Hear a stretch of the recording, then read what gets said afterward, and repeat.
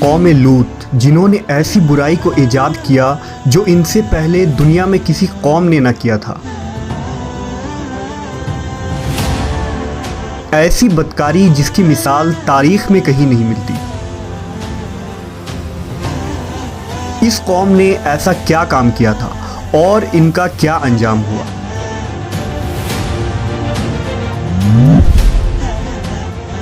हज़रत लूत अलैहिस्सलाम अल्लाह के एक बरगुज़ीदा नबी थे। आपके वालिद का नाम हारान था जो तारीख के बेटे थे। आपकी पैदाइश इराक़ के कदीम शहर उर में हुई थी। इस शहर में इब्राहीम अलैहिस्सलाम का मस्किन था। दरअसल लूत अलैहिस्सलाम के वालिद हारान हज़रत इब्राहीम के सगे भाई थे, यानी हज़रत लूत अलैहिस्सलाम हज़रत इब्राहीम के भतीजे थे। चूँकि हज़रत लूत अलैहिस्सलाम के वालिद उनके बचपन में ही इंतकाल कर चुके थे, लिहाजा हज़रत लूत को हज़रत इब्राहीम ने बेटा बनाकर पाला था। आप हज़रत इब्राहीम पर सबसे पहले ईमान लाने वालों में शामिल हैं। आप हज़रत इब्राहीम के ज़माने में अहले सदूम की रहनुमाई के लिए नबूवत के मनसब पर फाइज हुए। हज़रत लूत के बहुत सारे मुआजिज़ात हैं। आप जिस वक्त बारिश के लिए दुआ करते थे तो आसमान बादलों से भर जाता और खूब बारिश होती थी। हज़रत लूत जिस पत्थर पर सर रखकर सोते, उस पत्थर पर आपके सर मुबारक का निशान बन जाता था। सदूम वो इलाका था जहां लूत अलैहिस्सलाम मबूस फरमाए गए। सदूम के आसपास 5 निहायत ही खूबसूरत शहर आबाद थे, जिनमें से हर एक की आबादी 1 लाख नफूस से ज़्यादा ही थी। ये इलाके निहायत ही सरसब्ज़ व शादाब और कुदरत की फैयाज़ी का हसीन शाहकार था। यहाँ बागात की कसरत थी। लहलहाती खेतियाँ यहाँ की ज़रूरियात से कहीं ज़्यादा थी। उर्दून, शाम और इसराइल के दरमियान बसा हुआ ये इलाका निहायत ही ज़रखेज़ था। वहाँ तरह तरह के अनाज, फल, मेवे बकसरत पैदा होते थे और यही वजह थी कि आसपास के बस्तियों के लोग भी अपनी मुआशी और ग़ज़ाई ज़रूरत के लिए उन बस्तियों की तरफ आते थे। मगर ये बात अहले सदूम के लोगों को बिल्कुल भी पसंद न थी। उनके ख़याल में उनकी बस्तियों में पैदा होने वाले फलों, अनाजों और सब्जियों पर सिर्फ उनका ही हक था। वो नहीं चाहते थे कि दूसरी बस्तियों के लोग उनके इलाके में आएं। एक दिन सदूम के लोग इस बात पर गौर व फिक्र कर रहे थे कि बाहर से आने वाले लोगों को यहाँ आने से आखिर कैसे रोका जाए कि इब्लीस एक बुजुर्ग की शक्ल में उनके महफिल में आया और कहा, अगर तुम इनसे पीछा छुड़ाना चाहते हो तो मेरे कहने पर अमल करो। उस अजनबी बुजुर्ग की बात लोगों ने बहुत तवज्जो से सुनी। इब्लीस ने कहा, मैं कल बताऊंगा।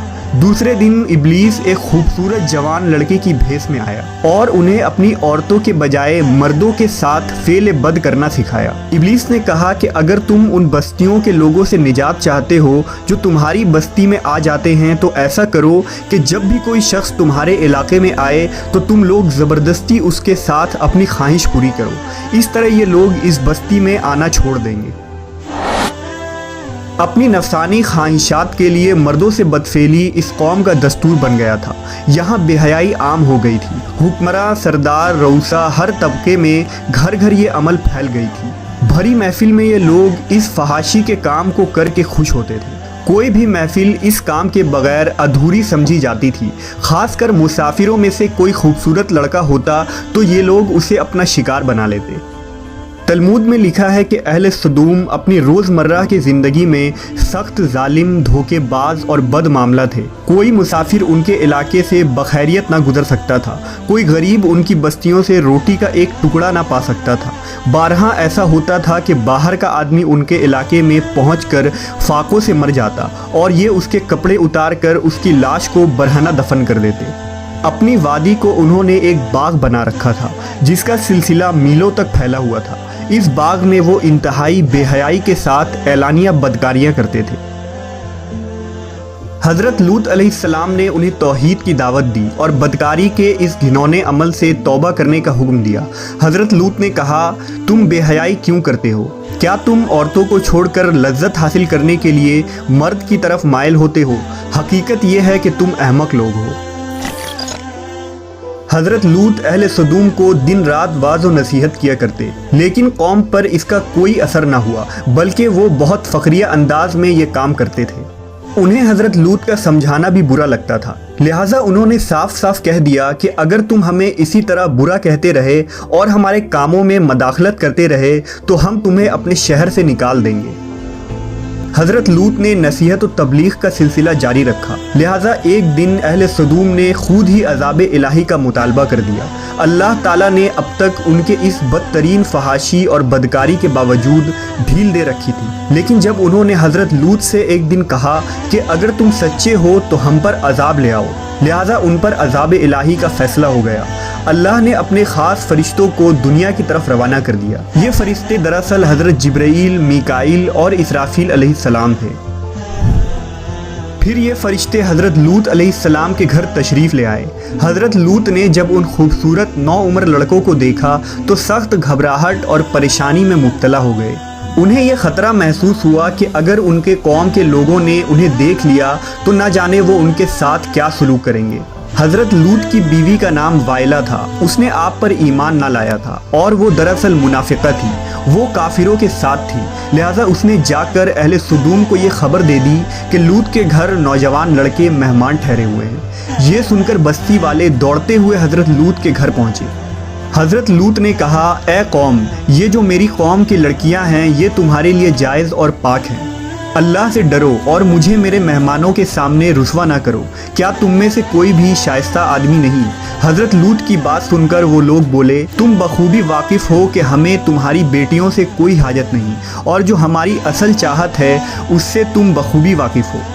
कौम लूत के इस बेशर्माना जवाब से अंदाज़ा लगाया जा सकता है कि वो फेल बद में किस हद तक मुब्तला हो चुके थे।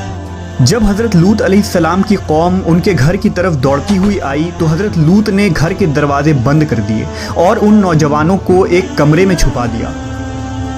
उस बदकार लोगों ने आपके घर का घेराव किया हुआ था और उनमें से कुछ घर के दीवार पर भी चढ़ने की कोशिश कर रहे थे। हज़रत लूत अपने मेहमानों की इज्जत के ख्याल से बहुत ज़्यादा घबराए हुए थे। फरिश्ते ये सब मंजर देख रहे थे। जब उन्होंने हज़रत लूत अलैहिस्सलाम की बेबसी और परेशानी का ये आलम देखा तो हकीकत से पर्दा उठाते हुए यूं फरमाया, ए लूत, हम तुम्हारे रब के भेजे हुए फरिश्ते हैं। ये लोग हरगिज़ तुम तक नहीं पहुंच सकेंगे।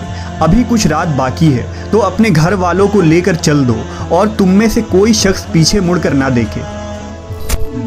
अहले सदूम हज़रत लूत के घर का दरवाज़ा तोड़ने पर बज़िद थे, लिहाजा हज़रत जिब्राईल अलैहिस्सलाम ने घर से बाहर निकलकर अपने पर का एक कोना उन्हें मारा, जिससे उन सब की आंखों के ढेले बाहर निकल आए और बसारत ज़ाइल हो गई। ये ख़ास अजाब उन लोगों को पहुंचा जो हज़रत लूत के पास बदनीयती से आए थे। हज़रत लूत अलैहिस्सलाम हकीकत हाल जानकर मुतमईन हो गए और अपने घर वालों के साथ रात ही को निकल खड़े हुए। बीवी भी उनके साथ थी, लेकिन कुछ दूर जाकर वो वापस अपने कौम की तरफ पलट गई और कौम के साथ जहन्नम रसीद हो गई। सुबह का आगाज़ हुआ तो अल्लाह के हुक्म से हज़रत जिब्राईल ने बस्ती को अपने पर से उखाड़ दिया और फिर अपने बाजू पर रख कर आसमान पर चढ़ गए। यहाँ तक कि आसमान वालों ने बस्ती के कुत्ते के भौंकने और मुर्गों के बोलने की आवाज़ें सुनी। फिर उस बस्ती को ज़मीन पर दे मारा, जिसके बाद उन पर पत्थरों की बारिश हुई। हर पत्थर पर मरने वालों का नाम लिखा हुआ था। जब ये पत्थर उनको लगते तो सर पाश पाश हो जाते। सुबह सवेरे शुरू होने वाला ये अजाब इशराक तक पूरी बस्ती को नेस्त व नाबूद कर चुका था। कौम लूत की उन खूबसूरत बस्तियों को अल्लाह ने एक इंतहाई बदबूदार और सयाह झील में तब्दील कर दिया, जिसके पानी से रहती दुनिया तक कोई फ़ायदा नहीं उठाया जा सकता। समुंदर के इस ख़ास हिस्से में कोई जानदार, मछली, मेढक वगैरह ज़िंदा नहीं रह सकते। इसलिए इसे डेड सी यानी बहरे मुर्दार कहा जाता है, जो इसराइल और उर्दून के दरमियान वाक़ है। माहरीन आसार ने 10 सालों की तहकीक और जुस्तजू के बाद उस तबाहशुदा शहर को दरियाफ्त किया था। तहकीकात से पता चला था कि उस शहर में ज़िंदगी बिल्कुल ख़त्म हो चुकी है। इस शहर के रास्ते और खंडरात को देखकर आर्कियोलॉजिस्ट ने यह अंदाज़ा लगाया कि जब यह शहर तबाह हुआ तो उस वक्त लोग रोज़मर्रा के मामूलात के कामों में मशगूल थे और यहाँ ज़िंदगी अचानक ख़त्म हो गई थी। अहले सदूम जिन्हें पत्थर बना दिया गया था, उनके बुत अभी तक बहरे मुर्दार के पास मौजूद हैं, जो ता क़यामत लोगों के लिए एक इबरत है। आज यूरोपीय ममालिक में इंसानी आज़ादी के नाम पर इस बदकारी की इजाज़त दी जाती है और इस फहश अमल को फ़ख्र समझा जाता है। مگر حقیقت یہ ہے کہ ہم جنس پرستی بالکل فطرت کے خلاف ہے، جس سے انسانی معاشرہ تباہ و برباد ہو جاتا ہے۔ روایتوں کے مطابق ایک مرتبہ حضرت سلیمان علیہ السلام نے شیطان سے پوچھا کہ اللہ کے نزدیک سب سے بدترین عمل کیا ہے؟ ابلیس بولا، جب مرد مرد سے بدفعلی کرے اور عورت عورت سے خواہش پوری کرے۔ حضرت ابن عباس سے روایت ہے کہ رسول اللہ صلی اللہ علیہ وسلم نے فرمایا کہ اس شخص پر اللہ پاک کی لعنت ہو جو قوم لوط والا عمل کرے۔